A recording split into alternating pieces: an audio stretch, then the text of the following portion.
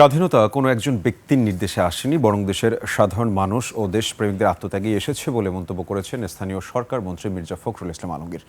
সকালে হবিগঞ্জের মাধবপুর উপজেলায় মুক্তিযুদ্ধের স্মৃতি বিজড়িত তেলিয়াপাড়ায় এক সমাবেশে তিনি আরও বলেন, দেশের প্রথম নারী মুক্তিযোদ্ধা সাবেক প্রধানমন্ত্রী খালেদা জিয়া এবং স্বাধীনতার ঘোষক শহীদ রাষ্ট্রপতি Ziaur Rahman.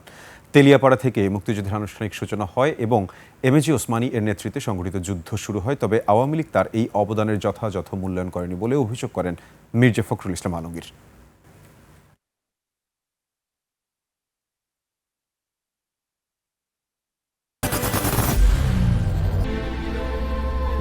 I am Ox.